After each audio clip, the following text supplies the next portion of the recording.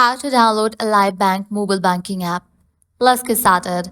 The process is similar for Android and iOS device. For the iOS device, launch your App Store, and for the Android device, launch your Play Store.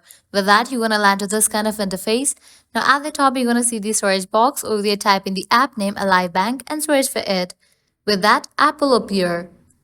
Once app appears, click on it. After you open it, you're gonna get the option of install or get. You have to click on it.